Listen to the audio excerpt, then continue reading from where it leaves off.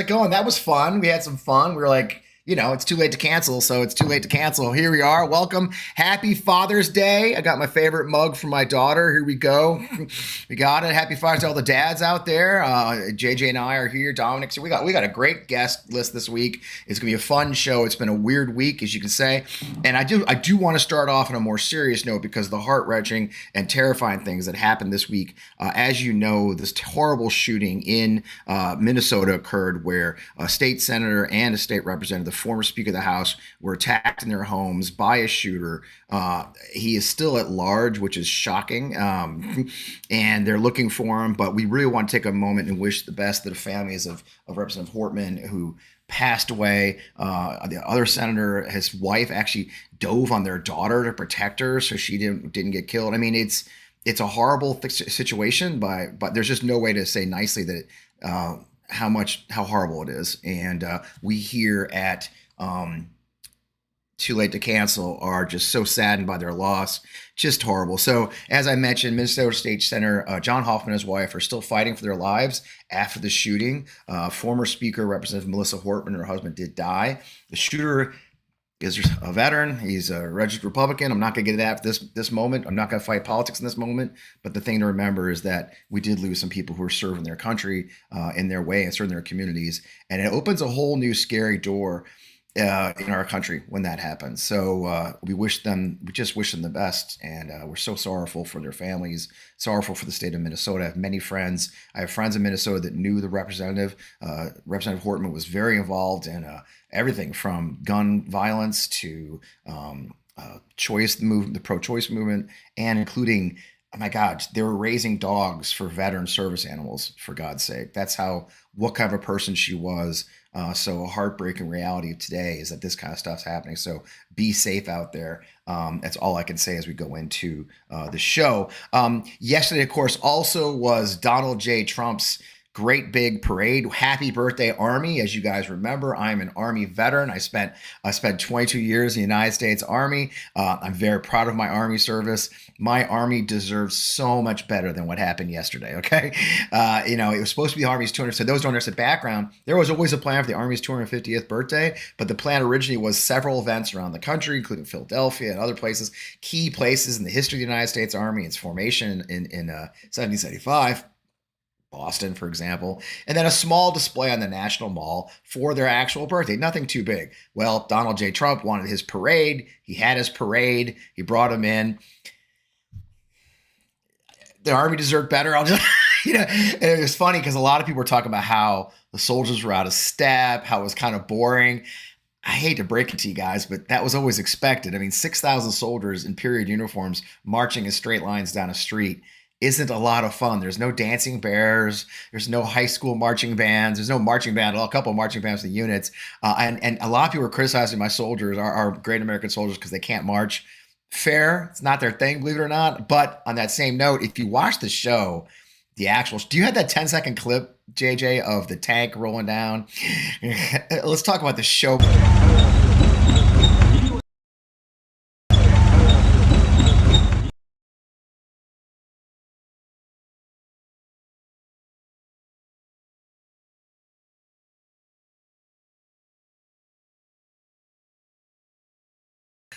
I know. I caught JJ drinking coffee.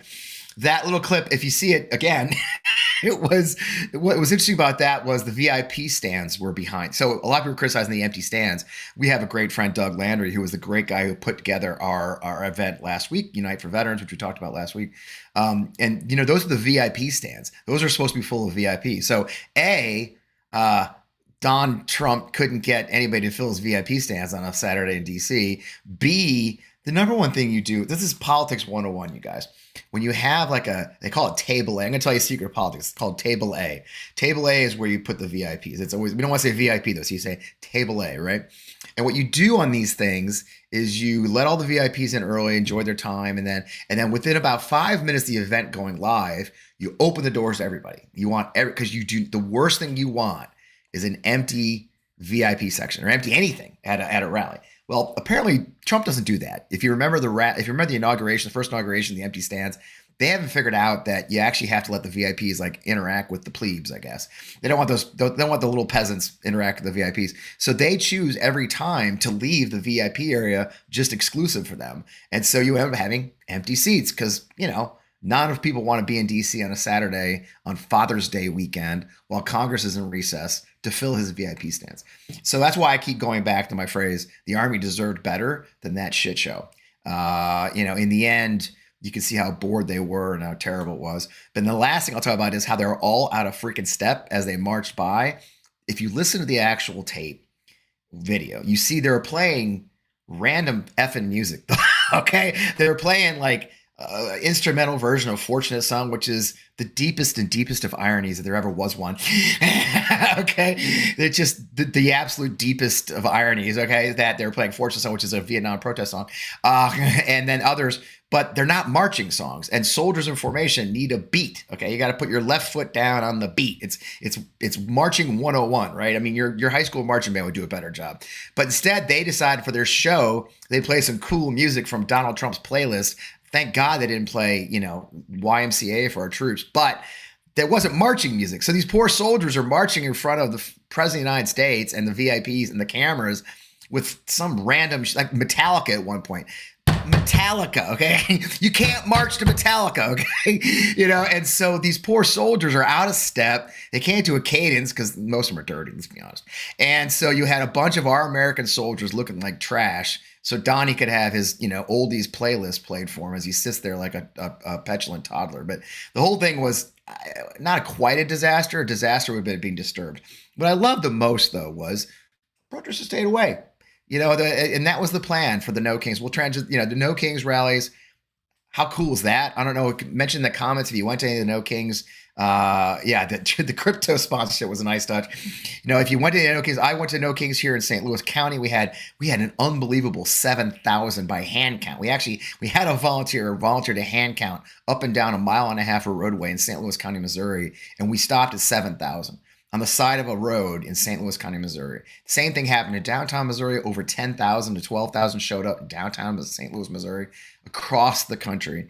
And it was an incredible day for those who appeared. And they planned, what I love, they didn't do it in D.C. They just let him do his thing, right? And that was one of the things we've urged.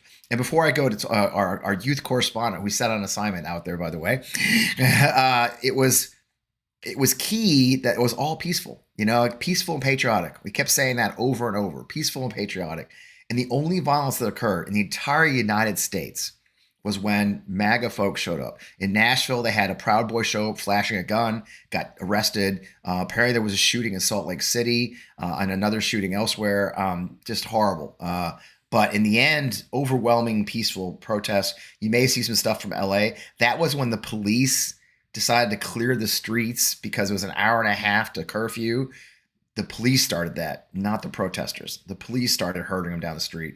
And then apparently when the police ran into the sheriffs they started throwing smoke bombs at each other. You can't make this shit up, okay? I wish I was making it up. But here in St. Louis, it was great. Here in Missouri, it was great. So, you know, as you know, youth correspondent Kyler, it lives here in St. Louis with me. He and I went to different protests. JJ, I think we have video. We have a submission from youth correspondent Kyler Messenger. Ladies and gentlemen, this is Kyler Messenger here with the Too Late to Cancel podcast. Hello and welcome in. Right now we are in St. Charles, St. Peter's. We're at the Mid-Rivers Mall. We're here for the No Kings protest here. We're going to see what happens today. We're going to see why people are here, and we're going to see what's going on. No Kings. Here we go. St. Louis. Let's go. Marilyn, why are we here today? Because I'm a retired nurse, and they're cutting all of our brightest people in the U.S., and it's a brain drain, and all these scientists are going to other countries where they can practice their skills. And it's a sad day that we're going to have such a brain drain. First off, I had to ask you a question. What does your sign say today? My sign says, get your fucking fascist hands off our democracy. All right, Gretchen, why are you specifically here today? Because I'm fighting for myself, my family, my kids, and all women. If you had one message for Donald J. Trump, what would it be? I can't say it, I don't think. But fuck yourself. Can I see what your sign says today? No King since 1776. There you go. All right. Two questions for you. personally? I'm here because I'm 80 years old, and this is the worst thing I've ever seen.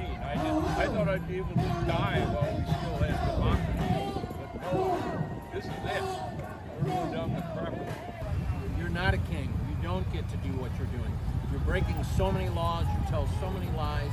Just be honest and try and do the right thing for America, not what's good for you and your millionaire friends. All right, Eric, why are we here today?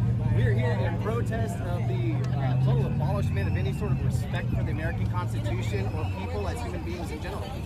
And we are here in St. Charles. What does your sign say, sir? Can I get you to read it off? Oh yeah, this is We the People. It's a part of the 14th Amendment. It says, nor shall any state deprive any person, not a citizen, not somebody that signed a piece of paper, anyone within this line, life, liberty, or property without due process of law, which is what we're seeing right now. If you had one message to Donald Trump, what would it be? Do better.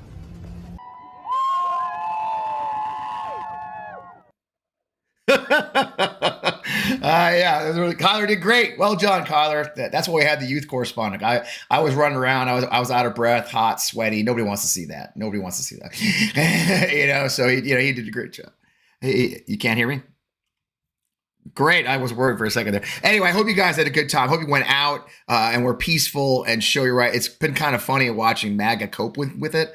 The cope has been painful to watch, needless to say, because they have no idea what they're facing. They have no idea why it's happening, and they can't handle it, right? So it's fun. It's interesting to see them trying to walk away from it and talk about how we all hate the army. Look, this wasn't about the army, okay? We weren't protesting the army, for God's sake. We were protesting a 79-year-old man hijacking the army's birthday for his own parade that he's desperately wanted since going to Bastille Day 8 years ago or some shit. I mean, that's what we were protesting. We don't have kings in America. Donald Trump thinks he can just write executive orders and change the law. No, that's not how it works in this country.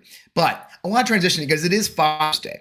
And I've really been working to get a guest on for a while who talks about those issues, talks about the mental health and the challenges. And look, I don't know how you guys are doing, but I'd be lying if I said this has been easy. There's not a day that goes by I don't hear from someone in my family, someone in my circle of friends and colleagues are saying, well, and they just check on me like, how you doing, man? Especially fellow veterans. I mean, we talked about a lot during the Unite for Veterans, the organizers. We check on each other. We do buddy checks and shit. It's a military thing. You do buddy checks. And that's why, because those of us who are in this fight, those of us who are trying to preserve what we believe to preserve our democracy, our constitutional republic for the MAGAs, for those of us trying to do that, it's a very tough time. And it does weigh on you after a while. And I think in those note, we had to talk about that. And I'm really privileged to have a great guest who focuses on that among his many things. Dominic Lawson, we're going to bring him on. Why don't you go ahead and bring him on there, JJ? If you can. Oh, JJ lost his console connection. That's a new one. Well, let's bring him on in. So it all works. It's fine. I can handle it. Dominic, can you hear me? Can you see me? How are you, sir? I can hear you and see you. How are you? Thank you so much for having me. Oh, it's good to be here. Look, we're here. That's amazing. I did that, y'all. Hey, look. Okay, family. Okay, family. I did that. I pulled Dominic. You have no idea how jacked up we are here. And the fact that I clicked a button and didn't either hang up on us or kick all the group out, I'm pretty damn proud of myself. You do this. Now, Dominic is an award-winning producer 24 times. Jesus, man. Made his mark mental health space. You've worked, you got so many awards. Webby Awards for your Black as America. I could go on all. What caught me about your bio is you do the dad jokes and it's Father's Day, and you've already shown us that. Welcome to the show. By the way, happy Army birthday. We were laughing. I was all excited to talk to Dominic because, man, we're a fellow Army veteran. And you shut that conversation down pretty quick, didn't you?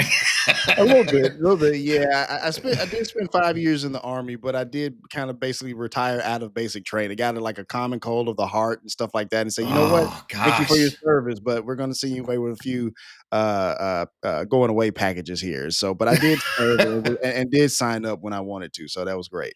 I love it. That's what matters. You stepped up to the plate, and I think you've made something yourself since then. Health is health. What can you do? Absolutely. So I'm just so glad to join us now. You've been. You've been talking. I heard you were talking a little bit about the protest movements, and there's a lot of stress in America right now. Do you see that in your show as you're talking to people? You talk about mental health issues. I'm very open about. Anybody who watches the show knows I've been very open about my PTSD journey over the years. I lost soldiers in combat. My first wife was killed in a car accident. Lost my baby at the same time. We all. My fiance likes to say that. nobody gets out unscathed, right? Right. I mean, you talk about this a lot, very openly, and I think especially among Black men, it's a weird subject for Black men to talk about, isn't it? It is, and the thing is, growing up in the Black community is one of those things where it's like you don't talk about your feelings, you don't talk about mental Right. health. That's not a real thing. And if I could be frank, you're always told, "Oh, that's a white people's problem." You don't. Wow. That's not a thing that happens in the Black community. But no, there are some real issues out there. The stress, the trauma of all of it, it really is affecting a lot of people. When you think about trying to pay for things, when you think about services being cut, when you think about feeling othered, if you will, right? When we think Yeah. about some of the deportations and things of that nature, one of the things that comes to mind, my kids just wrapped up the school year. And so when you think about some kids afraid to go to school for fear of something may happen to their parents when they get back home, right? And that's one of the things that are talked about often in the mental health community is called ACEs, adverse childhood experiences. And so when you have those type of experiences, that weighs on you, not just in the present moment, but as you get older, as you become an adult. So yeah, there are some real challenges out there, and it's definitely weighing on a lot of people.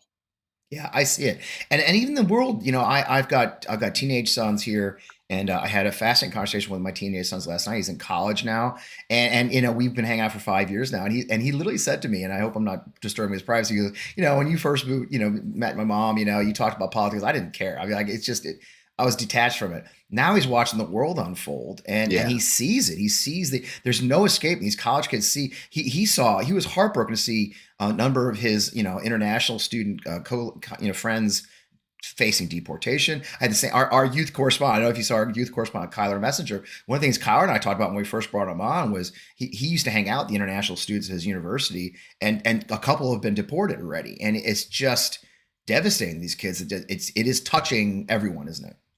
It really is. It's touching students. It's funny you brought up that young man. I always tell people I became an adult when 9/11 happened because that Yeah. was the moment where the rose-colored glasses kind of came off, and you start to understand the world just a little bit more. But one of the things that we know for sure is that diversity is a strength, right? And to be able Right. to learn from other people from their diverse backgrounds, not just from skin color, but from different countries, different origins, different socioeconomic situations. And so when you have that where people are being deported and you're not learning from them, that's an issue and that weighs on you very heavily, and especially if they're your friends, right? Yeah. Because we're all social creatures, we're all social beings. So to be able so to be in this moment of or this constant fear, like, man, I may go to class and my friend may not be there, or I may go to class, my professor may not be there, right? So that weighs on us very heavily. And that's one of the things we talk about in the mental health community very often. Yeah, and it's interesting. How'd you end up in the mental health world? I mean, you're not obviously not a doctor, a clinician. Well, No. obviously I'm not a TV guy because I keep screwing this up. So you went from being helped out of the army and kids, and now you're doing an award-winning podcast that talks about these issues, Yeah. especially issues for your community. Absolutely. One of the things that happened was I started podcasting about 9 years ago, and a behavioral health company gave me a shot to say, hey, our guy's leaving for NPR. Would you be willing to take over his spot to talk about these challenging issues in mental health and behavioral health? And absolutely. And so that was over 3 years ago. And so I kind of since departed from that company and wanted to continue doing this work. And so when it comes to the Black community and when we talk about racial trauma, and that's one of the things about the Black community and racial trauma, a lot of people would like to say, oh, slavery was so long ago. But when you think about the last living recipient of a Civil War pension died in 2020, it Yeah, reminds you that maybe not so much, right? So these issues are very challenging, not just honestly within my community, but within all communities, right? When yeah. you come to generational trauma from people fleeing Nazi Germany to enslavement to deportation to all types of things, even from just cuts in services and things of that nature. So yeah, it's one of those things where we talk about these things often. Yeah, and it's funny you saw that in our clip. While we laugh about it, 80-year-old man saying, "What the? Why am I fucking here?" I mean, Right. I see it so many. I mean, and the cuts that we talk. It's funny how internet, national politics, international politics, it does affect our mental health. It does affect 100%. everyone in some way. 100%. And I'm sure. I mean, I have so many of these conversations. We see it in the chat. How many folks are just like, yeah, this is not where I wanted to be. And dealing with that is not, and that's on top of the issues we normally have to deal with. keeping your family going, Right. paying the bills, right? I mean, it's a pile of shit to deal with, isn't it? A pile of shit is definitely a way to Mhm. describe it, but it's one of the things where it's very important to have these conversations and then talk about these things. And that's one of the things where it was very unfortunate to find out that one of the things on the chopping block was the LGBTQ plus portion of 988 being done away with. That has been a lifeline. Not just for anybody, but specifically for the LGBTQ community. I can't tell you how many times we see text messages and emails about people say, "Hey, thank you, Dominic, for sharing 988. It's been a lifeline." I can't honestly, Dominic, I don't know if I would still be here without that lifeline. And so when you see things like that, and you're in my space, in the advocacy space, you have to fight against those things because Yeah. those are the things that are helping people at a grassroots level. Yeah, and it's shocking to see the dismissal of so many important programs like that, right? Yes, And it the is. way we'll all pay for it. I mean, even when you talk about the Medicaid cuts, right? The Medicaid cut, Yep. something like 65% of nursing homes are paid by Medicare. Like 90% of memory care facilities fall under Medicaid, and so these cuts really impact at the human level, the family levels, right? And, So and go ahead. no, just really quickly, and when you think about that demographic of people, and the CDC shares us with these alarming rates of suicide ideation in that particular community. So Right. when you don't have those services and you don't have the money to pay those bills for for food or health care or medicine or whatever the case may be, that takes a toll. And unfortunately, it goes in a way of suicidal ideation. And so again, these cuts, these services being taken away, it's not just a situation of a budget item line or whatever. These are real people being affected by real issues. Somebody told me, no, a budget is a moral document, and that is so true because the budget tells me what you care about, and I think we're seeing that day in and day Right, out right. recently. Yep, we've had a couple of guests. If you really want people to see what they care about, see what they vote for, see what they Yeah, budget, right? It's like what they pay absolutely, for, and we're 100%. definitely seeing that now that the mask is being ripped off on a daily basis, and the spin and the lies.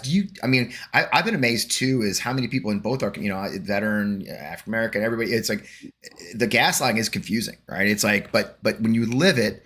Donald Trump could say gas is cheaper or eggs are cheaper, but when you go to the store and they're fucking not, Right. it's bizarre, isn't it? That's the thing, right? Like you can say probably from, you look at some type of, business analytical report or something like that. And maybe it technically is, but on Main Street and you don't feel it, you feel like not only Yeah, is it not true, you feel like you're being lied to. All right. right. And so when you have the perception of the government not having your back, that can wear on you. Again, these are not just budget item lines. These are things that are affecting real people. When we talk about our mental health, it can definitely just wear on it, and it leads to Yeah. depression and anxiety. And that's why I always champion call or text 988 because it's 24 hours a day, 7 days a week. Because not everybody can afford a therapist, not everybody can afford treatment. So to have those type of services in place to talk to somebody, just to talk to somebody, and the fact that it's anonymous is just so important. It's so important. I couldn't agree more. Isn't it weird how, and we talk about this a lot we talk about healthcare a lot in the show because of, obviously because of the political aspects of it, but also the human aspects of it. And it's always shocking to me how insurance doesn't cover your eyes, your brain. And we've been telling it. And I grew up, and you were in the Army for a while. I was in the Yeah. Army. I joined the Army in 1980.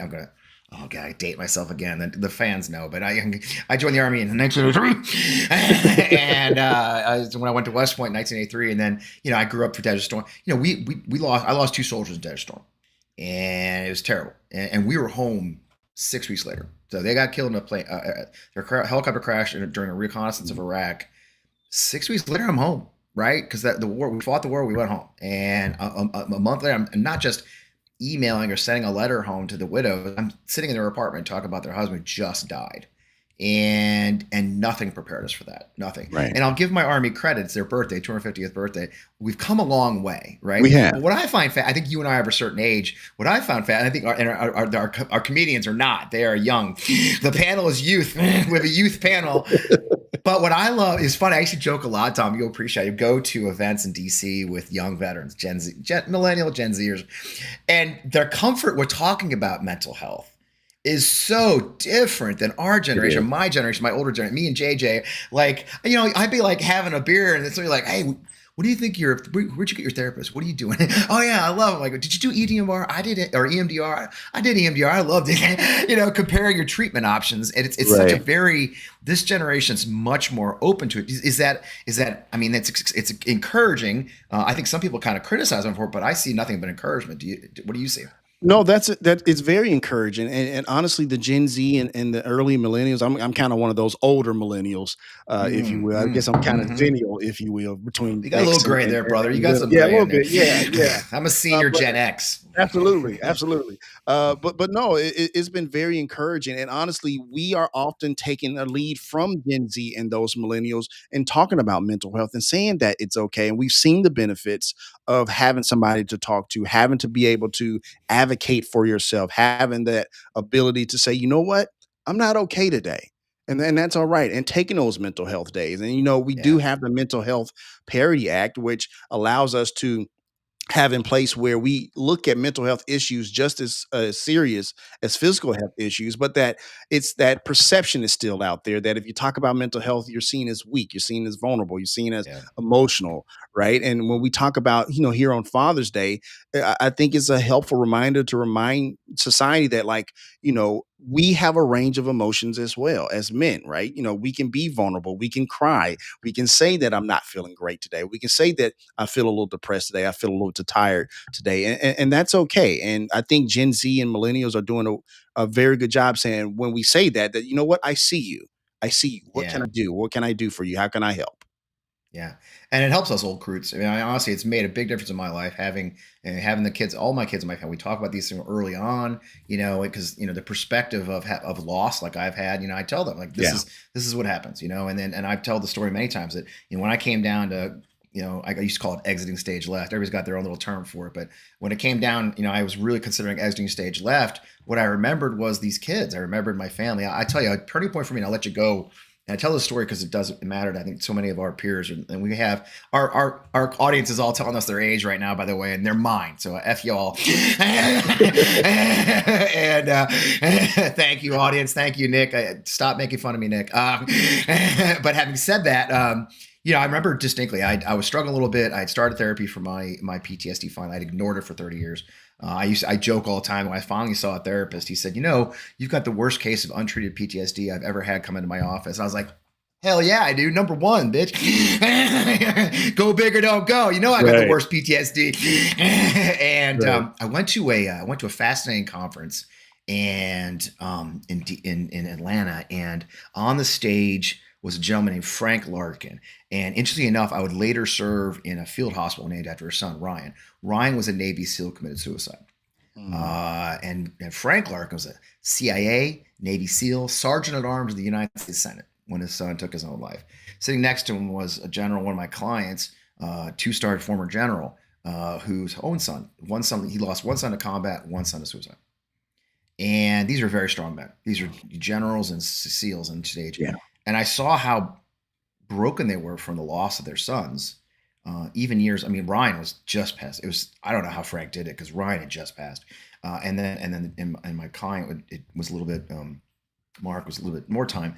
And I remember sitting there thinking, "Oh, I got kids, and you do too. You've got a lot of older kids too." I was like, "Whoa." I can't exit stage left. And my first reaction was anger. I was like, damn it, Right. And then I got help, and I went home and I told my therapist that I was at there. He goes, great, we're finally there. Let's next phase. But it was important to have those conversations. And that's what did it. These two very strong men on a stage at a veterans conference saying, this is what happened to us, and this is the ramifications of next. I think, is that a conversation we probably need to have more of? I'm sure that's what you do for a living, is have that conversation, right? Absolutely. It's not even just what happened to those children, those kids, but also the grief that they're feeling as well, and how they navigate it, and how they talk about that, about suicide, and actually having the conversation of saying die by suicide as opposed to commit suicide, because commit suicide seems to suggest something that they did something bad, right? But we really need to have that conversation as well. So yes, we do need to keep talking about these things and raising that awareness, so that way we can change the language and also affect lives as well. I don't know. It's not our usual upbeat conversation, but an important conversation nonetheless. And I really appreciate you coming on and talk about it. It's great to talk. I hope you have plans for a good Father's Day today, in light of all of this. And I'm not going to say what involves maybe drinking. I think I'm going to lay by the pool. That's my big plan today. And tell our guests where they can find you. Tell our followers. Absolutely. You can find me on Instagram, the real Dominic Lawson. Also, check out my show, Mental Health Rewritten podcast, where we talk about these conversations and rewriting the conversation about how we talk about and discuss mental health. And you can find that podcast on all platforms. Too easy, man. Thanks for joining me on this Sunday on Father's Day especially. I know you got to go spend time with the kids. So thank you. Such a great conversation, bro. We'll have to get you back here again. Sounds good. Thank you for having me. Cheers. Happy birthday, Army. All right, Jay. Oh, good. Thank God JJ's back. Oh, man. There was no way I was getting that transition right, y'all. Look, say what you will. Say what you will, but I am not technical. Okay. I have many skills, but that's not one of them. I don't know if you guys were here a couple of weeks ago when I tried to change the button so I couldn't hear people backstage, ended up turning off the whole thing. So that was bad. So anyway, let's not do that anymore. Let's try to do that. So it is a great, as you know, I'm not even going to pretend anymore. I just want to have comedians in the show and highlight their work and talk to them. And there's no pressure. I always tell them, you just got to be funny. No pressure at all. And no, I'm kidding. They don't have to do that. There's no pressure. And we got a great pair today. Let's bring them on in. And before I screw it up again, I'm going to go hands off. JJ, you're up. Woohoo! We made it. So good to see you guys. Ariel Elias is a touring comedian living in New York City, originally from Kentucky, which is a whole part of her life. You saw Ariel. Do we have that clip? I want to show the clip before we go too much further. Do you have that clip, JJ? Nice story to share that involves Donald Trump tangentially. Some of his supporters showed up at a comedy club, Uncle Vinny's Comedy Club in New Jersey a couple of weeks ago. Maybe you saw this online, where they made a very unsuccessful attempt to heckle a young comedian named Ariel Elias. What's your question? Did you vote for Donald Trump? Did I vote for Donald Trump? What do you think? No. I can just tell by your jokes you voted for Biden. All right. I can tell by the fact that you're still talking but nobody wants you to that you voted for Trump. So I'll say the rest of that bit and then we'll move on. I'm so insecure. I went and got an IUD. Come on, buddy. Thank you. Are you kidding me? Yo, I'm never going to people ever again.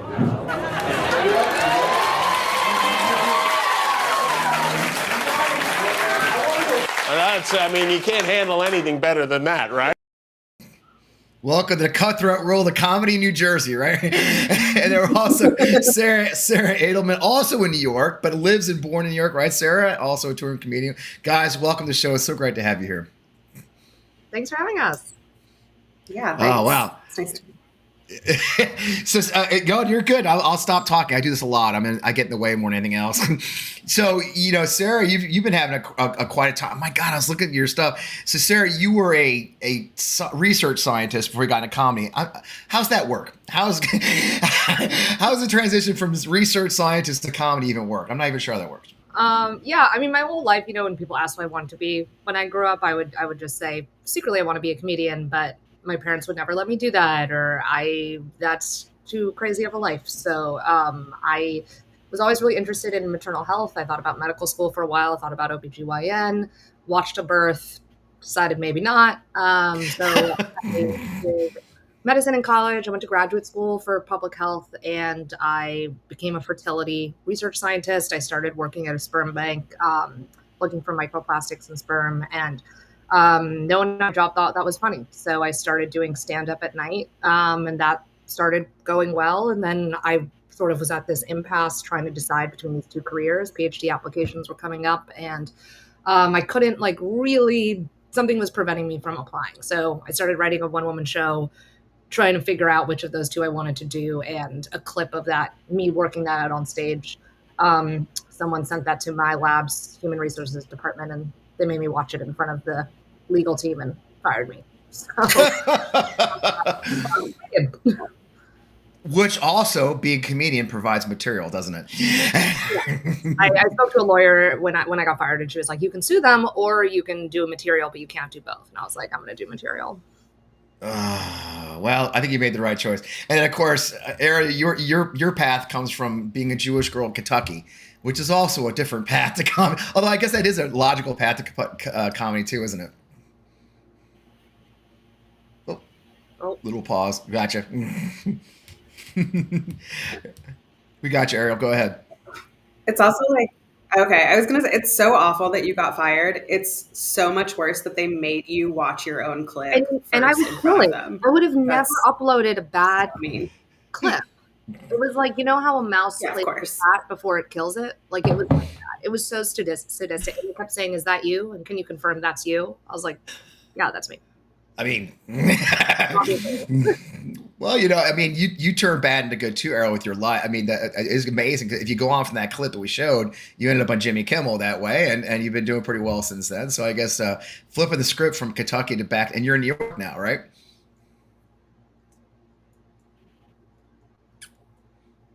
We have a. Oh no, I hate when that happens. Technology is kicking our ass today. Sarah, you're born. You live. I mean, sorry, Sarah, you're born and raised in New York. You're there the whole time. Is that a feat? I watched your material obviously, and I love it because you talk a lot about your work in it and the great folks again. But you've kind of branched out though into short shows, one woman shows. You just won an award. I mean, tell me about that. I mean, that arc going from stand up to a more scripted type thing. Yeah. I mean, with stand-up, you can only really write from your own point of view. And there was so much else I wanted to say that can't just necessarily be contained within a stand-up set. So, Yeah. I want to write from the perspective of these sperm donors. I did want to write from the perspective of my boss. So, but, everyone I saw doing screenplays had gone to film school and had some sort of formal training. So I listened to like 1,000 episodes of the Script Notes podcast and read like 100 screenplays and kind of taught myself how it works. Yeah. And then I wrote a short film called Busted about the day that I got fired.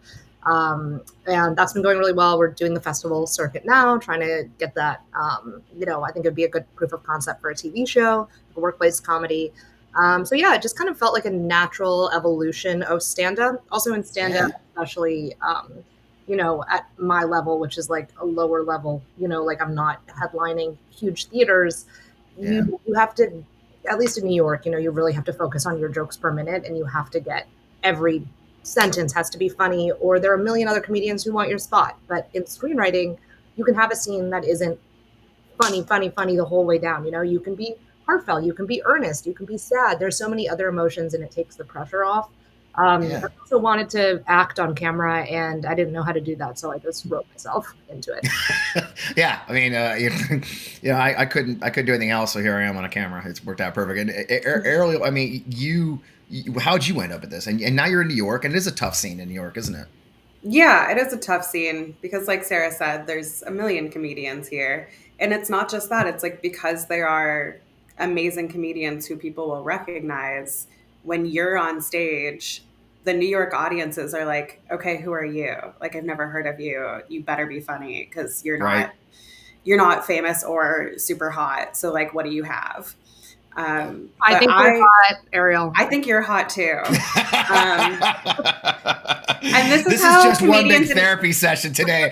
This is how female comedians in New York make friends. We just go like, you're so hot, you're so funny. Yeah. We'll never be booked on a show together because they don't do that. But brunettes, forget about it. Yeah.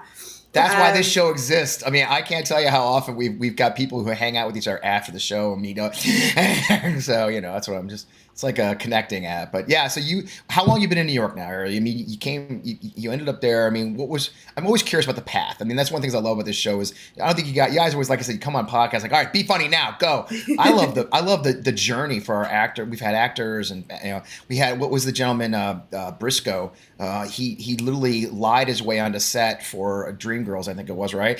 That's how he became an actor. He literally, became an actor. But what about your path to New York and all this? I moved here in 2014 from New Orleans. That's where I started right before I graduated college in 2011, and there were like no jobs because it was very recession-y. And I was working in a library, and podcasts had like just sort of become a thing. And I was listening to a lot of comedy podcasts because I had always loved it, but I didn't know that that was a thing you could just do because I grew up in Kentucky and we didn't have that. So I was getting ready to graduate, had no job prospects, was listening to comedy podcasts, and they would say, like, if you want to do stand-up, you just go to an open mic and you just do it, and you're bad at it. And I was like, I could be bad at something. So I'm really good at being bad at things. So I went to an open mic and I brought 2 of my roommates, and it was like, I think I'm so glad that we didn't used to record everything, because I think if I had ever watched it, I would like live inside a hole and never see a human being. But my memory of it, which is like full delusion, but my memory of it was it went well and it was so much fun, and I wanted to chase that adrenaline rush. So I did. I just kept going back for more punishment. And I remember I was like, I know I'm bad at this. Like I knew I was bad, but I kept thinking like, I think I could be good at it. And then after a few years in New Orleans of being, just doing every show I could, I was like, I think I've kind of hit the wall of like learning everything I can here. It's time to leave. And so I came to New York. Yep. I never planned to be a podcaster. I assure you that. I was between Thank jobs. God. Yeah, I know. It's like, it's my dream. Matter of fact, my son to this day still busts my nuts about it. I'm telling you, because we used to laugh. It's like, there's nothing more. I mean, can I be more cliche? I mean, literally a middle-aged white guy with a podcast. Like, this is like, honestly, it's just, you couldn't have a more cliche thing on earth than, I think a white guy with a podcast. But I got recruited, and I was between jobs, kind of. I was working campaigns, so you're between jobs after every election. You're bored, and my fiance was like, "Why don't you just do what you want?" I'm like, "Okay, I'll do a podcast," and here we are, 3 years later. So it works out pretty well. But at least I didn't get fired from a sperm bank. Let's bring up the. So we do a thing. I didn't warn you guys much about it, but we do a thing called panel picks, and we bring these up. JJ will bring them up nice and slow because it makes me crazy, and you get to pick one to just pull. You may recognize some are kind of random. I don't know, but we'll discuss. And JJ he's doing it already. See, look at this. Look at this finely tuned machine we're running here, y'all. Yeah, well, machine it is. All right, so Ariel, we'll let you go first. Pick one, and we'll all just discuss. Let's do New York, New York. Let's start from the top. There you go. I figured we had to. It was 2 New Yorkers. As a girl from Kentucky and then New Orleans, you've ended up in New York. What was the most shocking aspect of your life in New York that you weren't prepared for? Oh man, probably the amount of like penises I see on the subway. I think, because it's not even always like in a sexual way. Sometimes it's just like, sometimes there's just a penis and you're walking by and you're like, okay, I saw that today. I think it's because like everybody has to do everything in public. Like all of our apartments are too small to just like be crazy here, that we have to do some of it outside. So you just see people's crazy, and then you just have to move on with your day. You just keep going. That makes sense. And you've been all your life there, Sarah. So what about you? Yeah, I mean, I love New York. I don't think I'll ever live anywhere else. And I've lived in a bunch of different parts of Manhattan and Brooklyn. Yeah.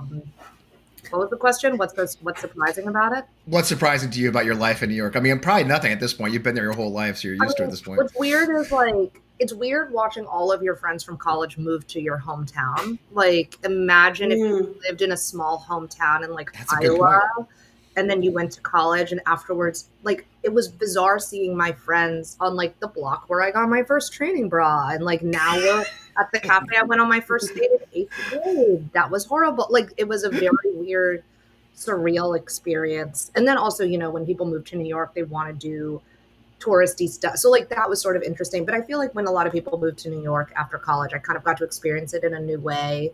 Where, when I was in high school, like I only ever, like I got a fake ID so I could go to the Comedy Cellar and like go and hang out there. And like there was so much that I hadn't really done and experienced. So I feel like when I graduated and my friends moved here and they were new to the city, it was nice to sort of see it through their eyes and do new things. I feel like I've gotten a lot out of New York post childhood, because my parents just left the city, which has been a weird adjustment for me. I bet. Them very often, but nice. I would go over there and take paper towels and toilet paper.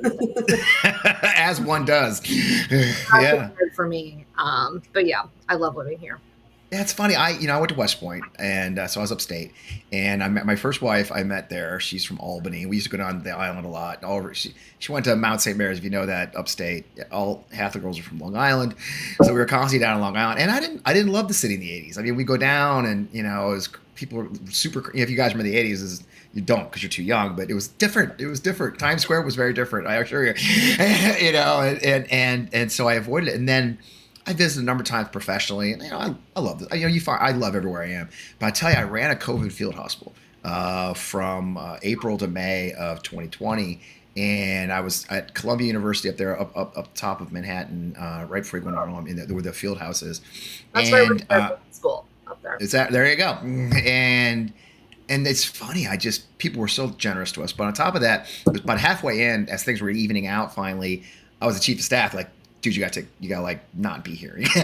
you can't work 18 hours a day any day. So they made me take time off. But with a medical badge, I could go about the city as my own. I could go anywhere I wanted. So it was really cool. And I tell you, talk about falling in love with the city was when there's not as many people in it, and driving from the tip of Manhattan all the way to the Battery in 15 minutes without, and seeing it and just embracing it, going over to all the different parts, walking the Brooklyn Bridge. It's like.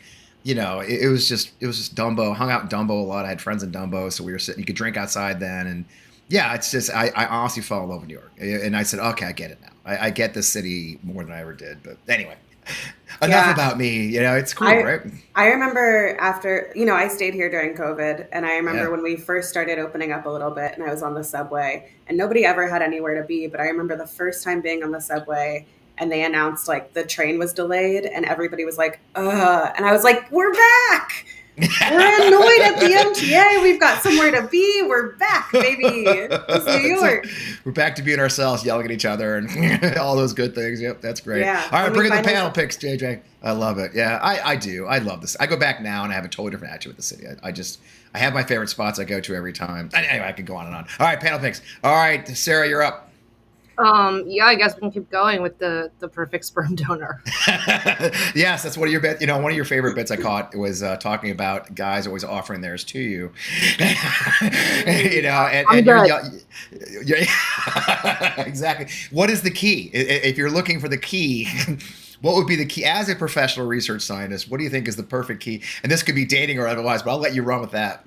I mean, if you want to sell, if you're a guy listening and you want to try and sell your sperm at a sperm bank, I would say like it's sort of the stereotypical stuff. Yeah. High educational background and family medical history. I would say that most people who are looking to buy sperm, if you're like a 6'5" Olympian with perfect health, that's probably better than like an unemployed guy in Bushwick. That's probably, what you're gonna get. But there's also nature and nurture, and I think you can. Sperm is sperm. It's fine. Also, the egg produces sperm. People don't really know that. So, you release millions of sperm, and there's a process called chemokinesis. The egg chooses the most viable sperm. It's not like the fastest one. It's the best one. Wow. So, yeah, I would say that. We ducked into science. Look at that. No, this show is multifaceted. I'm so impressed that like eggs are doing what I cannot, which is like you can do it. Choose the best. No, you can do it. I'm so proud of the eggs. They like know their worth. Yes. I know. They're very confident and they know what they're doing. And yeah, human reproduction definitely mimics what's happening in the real world. What should be happening in the real world. Strong, independent eggs. That's what we want. That's what we're trying to raise is strong, independent eggs who make good choices. Looking for a guy in finance, 6'5", blue eyes. Yeah. It's not me, sister. The running joke here is my fiance and I met. We literally. I'm not supposed to say it, but she probably not watch this. We met on Twitter, and she had not dated for a while. We met. We started dating, and we always joke she manifested in me, but she should have been more specific. because she ended up with this short little chonky guy. And just be specific. When you manifest, be specific. And here I am 5 years later. So there you go. Bring it the panels. Bring it the picks, JJ. Ariel, you're up. Or Ariel, Earl? No. Okay, I feel like that's leading. I'm leaning. And I don't like doing what people tell me to do, so I'm going to go with be funny. Good choice. All right, then. Okay. Like, I can't tell you what to do then. I can't. I mean, it is like that. You kind of touched on it a little bit in the earlier conversation. It's like you've ended up on Stephen Colbert. You've ended up on Jimmy Kimmel. It's like, what is the pressure? But the thing is, it's off stage, right? It's like the podcast, like you said, Sarah, the podcast circuit, and everything else. I have talked to so many comedians who come on here and they're like, or the fun one for me when I get on is people like Austin. My brain, but he's like an Instagram comedian, where he's very much a scripted sort of thing, and he's like, I can't just be funny on command. Is there the pressure to be funny on command? Yeah, I mean, I think also like with something like this, it's like this is the job. Like the job is to be funny. That's true. So yeah, I mean, I do find like I'm not like a class clown, yuck kind of comedian. I'm like, let's see if we can twist these words in a clever way that nobody has thought of. So I do find I will have like conversations with people, and then they'll find out I'm a comedian, and they're like, I wouldn't have gotten that from you. Yeah, I know. So it's like, when it's time to turn it on, like you figure out how to turn it on. And then other times you are a regular human being with a lot of intrusive thoughts, and you have to learn how to keep them to yourself a little bit. Yep, that makes a lot of sense. And that, by the way, Austin Archer was hilarious when he came on the show. He'd kind of do it, pull a bit. But and I'm sure you face the same thing, Sarah. I mean, but you've been very crafty in your. It almost feels like, Sarah, you've approached your work like a scientist in a lot of ways, haven't you? Yeah, I think it's hard for me to turn my comedy brain off and hard for me to turn my science brain off, for sure. I think that, I've only been doing comedy for 4 years, but I've been very diligent in terms of, just sort of approaching it like an academic, like a scientist. Jokes are hypotheses, if you will, and you're testing them and refining them. And, it's tough, in the comedy world. It's competitive. It's competitive the same way that academia was competitive. And I think the same things that help me to I have to go to office hours. I don't want to, but I should. Like, that's kind of the same feeling of like, I don't want to go to this open mic, but I know that I need to. So it's kind of that same willpower muscle that I had been building. Comedy, and Ariel, I'm sure you got this too, at family dinner, it's like, tell us a joke and be funny. And I'm not a one-liner old school dude comic, I don't have everything I talk about is autobiographical, and I like to tell stories and talk to people and talk to the crowd and do whatever. So anytime I've been asked to do that, it falls flat, and then people are like, yeah, Sam. Should have stuck to science. Exactly. So but I find that comedy and science are more intertwined than one would think, and I think the skills I've developed in both, because even when I was I was doing comedy and working at the lab for 2 years in tandem, and I would find that my abilities that I learned in comedy to think on my feet, that really helped me with question and answer if I was at a presentation. And even now, my day job is I help write jokes for scientists giving TED Talks or keynote presentations or speech coaching and stuff like that. So I'm able to sort of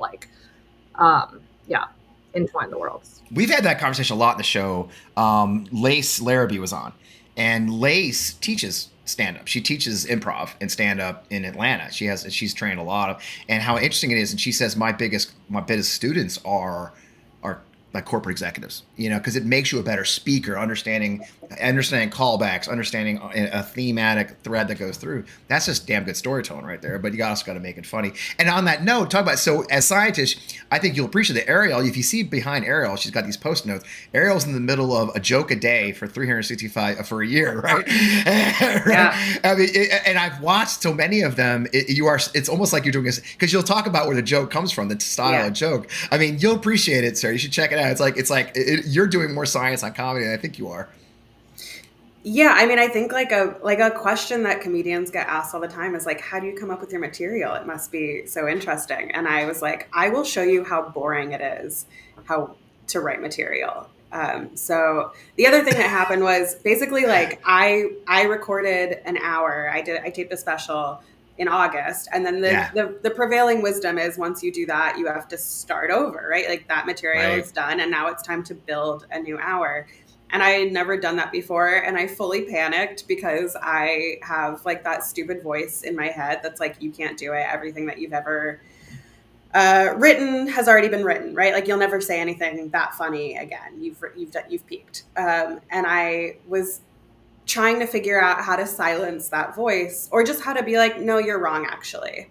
So I was like, what if I had a friend who told me that he saw on Instagram somebody who did a song a day. And I was like, well, that seems hard. I could do a joke a day. And I have regretted it most days. But I know.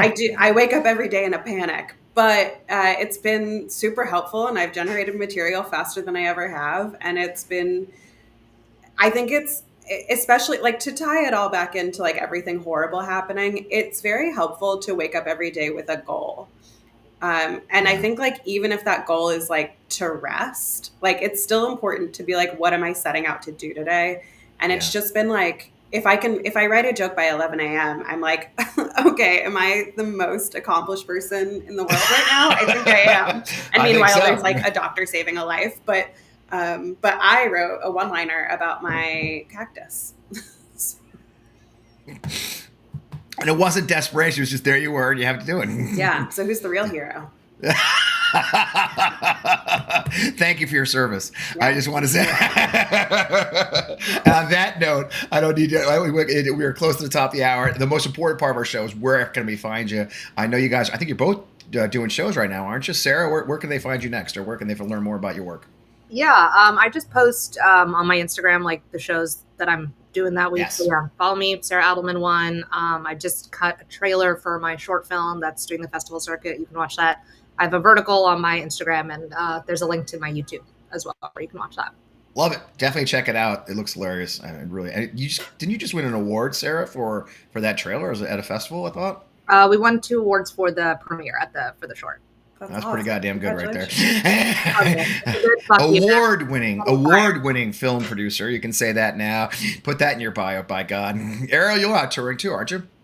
Yeah, I'm touring.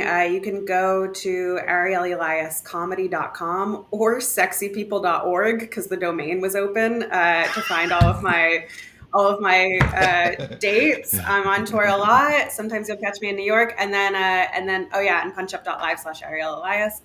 My handle on everything is Ariel_comedy. I am posting videos every day of these jokes behind me. And I have a special coming out July 15th on YouTube. So please watch it. If you don't like it, you can even just put it on mute and just let it play. I'm fine with that too. Just give me the damn. That's how we do the show right here. There's actually no humans. No one's watching this shit. I tell you right now. Fine.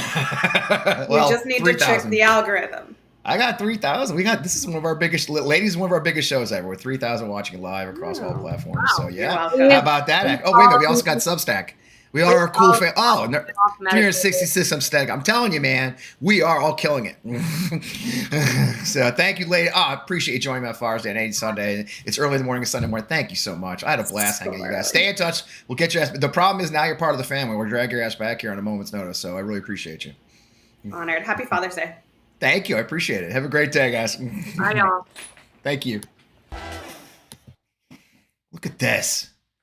We are killing the transitions now. JJ's awake. He's just knocking it out. I got to give a special shout out to producer Katie. Katie is the one doing all these banners you guys see. Okay, so did you see how fast she's turning them? She's turning them straight like a machine back there. She turns her camera and her mic off, and then she just goes to town. So look, special shout out to producer Katie, of course. No shout out to producer JJ because clearly he's already started drinking for Father's Day.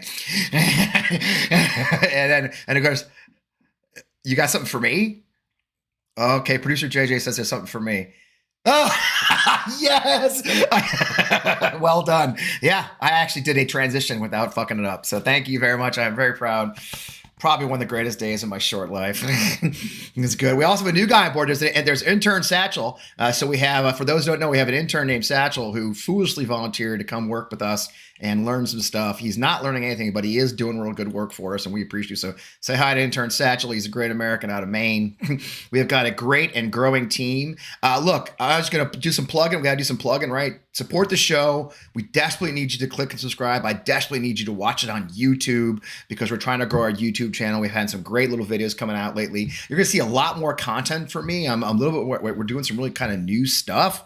So you'll see some more content coming out. Be sure to subscribe to our Substack. I'm going to cut over to Substack. My God, 369 people. Hi, Substackers. We really appreciate the most of all. Thanks for coming on live. We did a live. If you're on our Substack, Substack is a great place to find like a lot of my spur of the moment type content. I do a lot of writing there, but I also did a live Substack right from our protest, the No Kings Rise. So if you're on Substack, I recommend it. If you're not on Substack, you can join for free. If you're really feeling generous, you're going to pay for intern Satchel and everybody else. I would love you to upgrade your subscription to a paid subscription. That helps pay the bills, and maybe someday I'm going to pay JJ, maybe.